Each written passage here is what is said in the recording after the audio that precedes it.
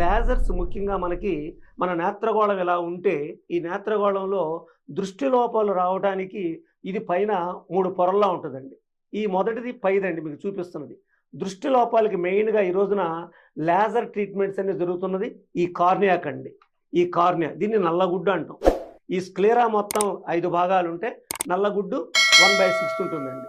అంటే ఇంకా కరెక్ట్‌గా చెప్పుకోవాలంటే మన వాచ్ గ్లాస్ ఏ విధంగా అయితే ముందు ఉంటుందో ఆ విధంగా ఈ కార్నియా ఉంటుందండి. ఈ కార్నియాకి ట్రీట్మెంట్ చేయడానికి లేజర్స్ ఇప్పుడు అన్ని లేజర్స్ కానీ, లాసిక్ కానీ, లాసెక్ కానీ, ఫెమ్టో కానీ అన్నీ నల్లగుడ్డుకి ట్రీట్మెంట్ చేయడానికే వచ్చినాయండి. కంటి లోపల శుక్లం కలిగించేది ఈ లెన్స్ అండి. ఈ లెన్స్ దీన్ని కటకం అంటాం మన వాడుక భాషలో సైంటిఫిక్ పిల్లలకి.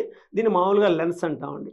ఇది కాంతి కిరణాలని ఫోకస్ చేసి కార్నియా నుండి కాంతి కిరణాలను తీసుకొని ఈ రెటీనా మీదకి ఫోకస్ చేస్తుందండి. ఇది రెటీనా. 3 ముఖ్యమైనవండి. మనిషికి దృష్టి కలగటానికి ముందు కార్నియా బయట నుంచి లైట్ని తీసుకుంటుంది. మధ్యలో ఈ లెన్స్ వచ్చి దాన్ని కండెన్స్ చేస్తుంది. కండెన్స్ చేసినాక అది మీద పడతాయండి. సో ఆ విధంగా ఇక్కడ పడినప్పుడు ఇది ఆప్టిక్ నర్వ్ భావం అంటారు. సో దృష్టిలో ముఖ్యమైనవి ఈ లేజర్స్ను కూడా కార్నియా మీద పనిచేసే లేజర్స్ గాను, లెన్స్ మీద పనిచేసే లేజర్స్ గాను, ఈ రెటీనా మీద పనిచేసే లేజర్స్ గాను ప్రస్తుతం మనకు మార్కెట్లో ఉన్నాయండి. ఆఫ్థాల్మాలజీలో మాత్రం కంటికి సంబంధించి మాత్రం లేజర్స్ మనకు ఉపయోగపడేది ఒకటి నల్లగుడ్డు ప్రాబ్లమ్స్కి, అంటే ఈ కార్నియా ప్రాబ్లమ్స్కి, లేదు లెన్స్కి.